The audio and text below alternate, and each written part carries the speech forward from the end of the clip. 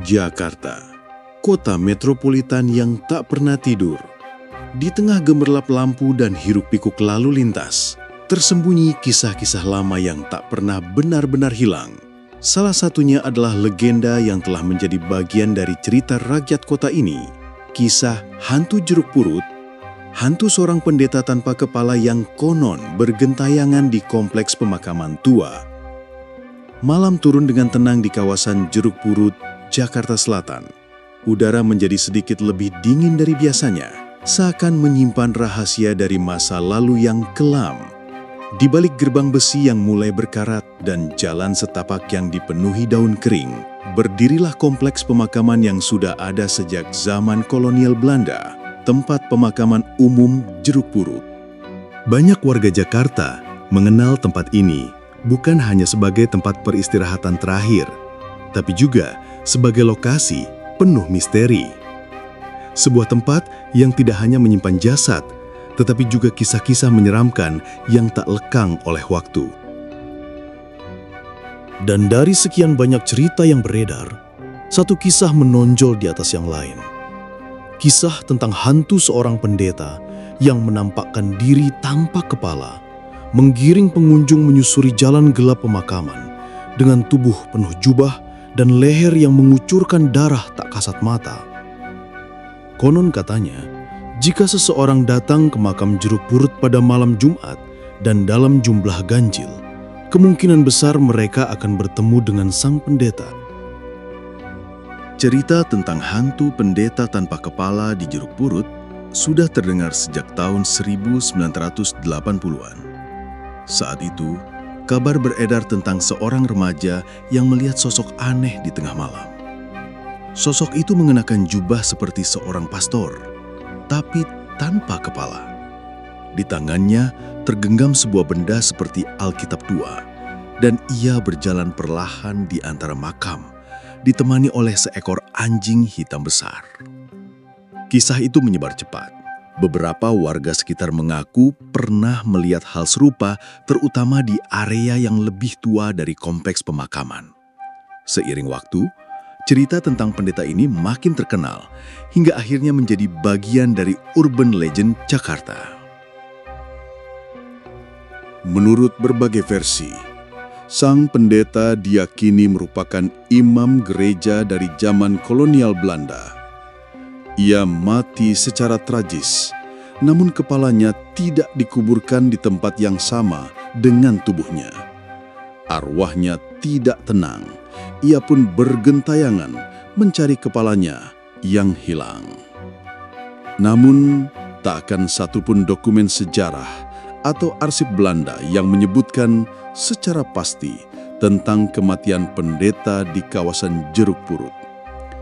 Ini menjadikan cerita ini makin misterius. Apakah ia nyata? Atau hanya imajinasi kolektif warga yang terbangun oleh suasana pemakaman yang mencekam? Bagi warga yang tinggal dekat kawasan pemakaman, malam bukan hanya soal tidur dan istirahat. Bagi mereka, malam membawa kemungkinan terjadinya pertemuan dengan yang tak kasat mata. Beberapa penjaga makam lama menceritakan pengalaman yang sulit dijelaskan secara logis.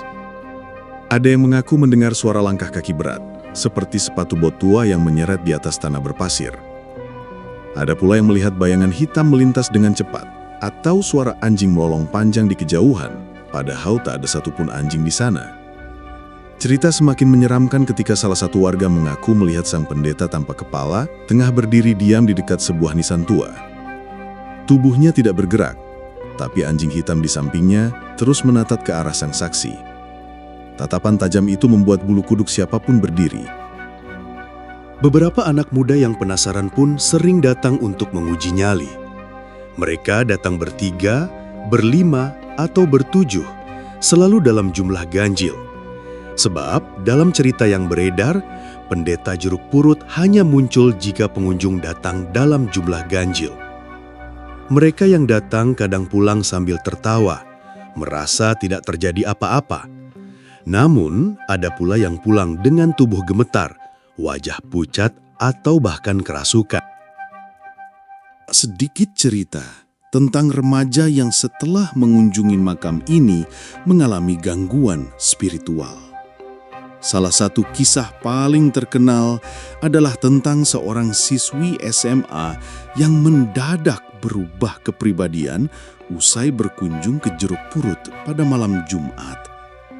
Ia menjadi pendiam, tatapannya kosong, dan sering berbicara dengan seseorang yang tak terlihat. Saat diruqyah, ia mengaku melihat seorang pendeta tua yang mengikuti dari belakang. Ia bisa mendeskripsikan dengan sangat rinci jubah lusuh, anjing hitam, dan bau busuk darah. Fenomena ini membuat banyak orang percaya bahwa arwah pendeta itu memang masih berkeliaran. Ia tidak jahat, tapi gelisah, tidak bisa pergi karena kepalanya belum ditemukan.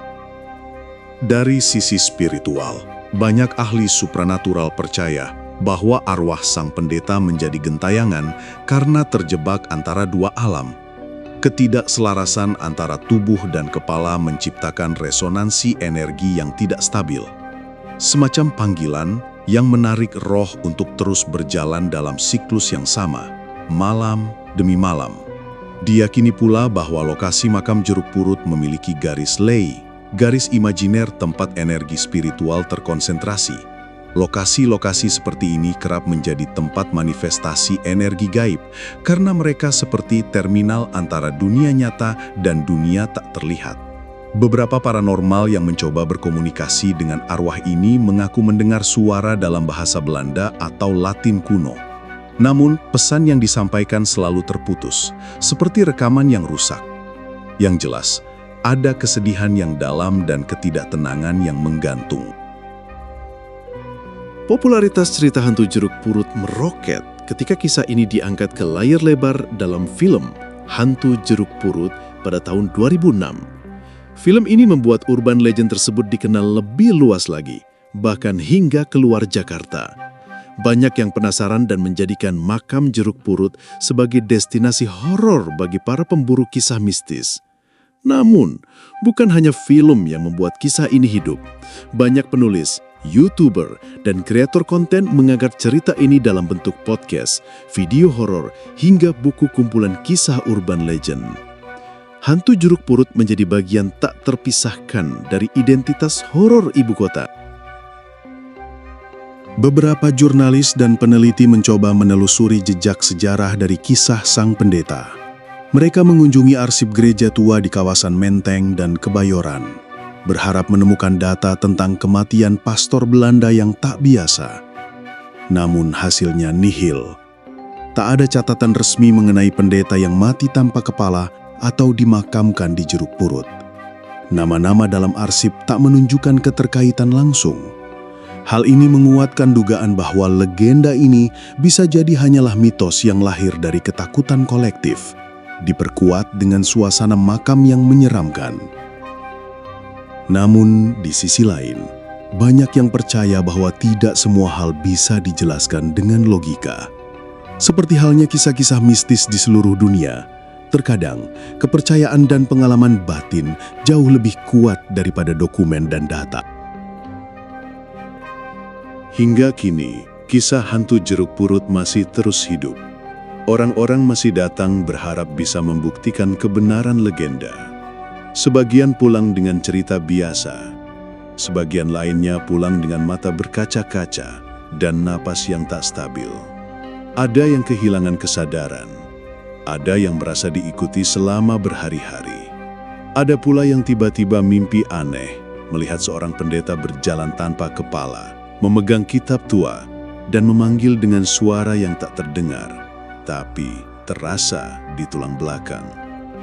Makam Jeruk Purut sendiri masih aktif digunakan, namun beberapa bagian lamanya sudah jarang dijamah. Nisan-nisan tua dipenuhi lumut. Ranting pohon menjulur ke tanah seperti tangan raksasa yang mencoba mencengkeram. Dan di antara keheningan malam yang paling pekat, saat lampu-lampu kota mulai redup, masih ada yang bersumpah melihat sosok berjubah lusuh itu berjalan perlahan menuju jalan keluar atau mungkin mencari jalan pulang yang tak pernah ia temukan.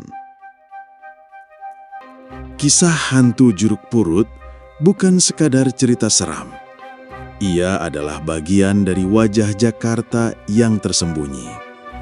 Di balik gedung pencakar langit dan jalan tol yang sibuk, kota ini menyimpan legenda-legenda yang membuat kita sadar bahwa tidak semua hal bisa kita pahami dengan akal sehat. Mungkin benar, sang pendeta tanpa kepala adalah manifestasi dari keresahan zaman, dari trauma yang tak pernah selesai, atau dari jiwa yang tak tenang. Atau mungkin ia hanya legenda, tapi seperti semua legenda lainnya, kisah ini terus hidup selama masih ada yang percaya. Dan jika suatu malam kamu berada di kawasan Jeruk Purut, jangan datang bertiga, jangan bawa cermin, dan jangan pernah menoleh ke belakang ketika mendengar langkah kaki yang berat di belakangmu. Bisa jadi, itu bukan manusia,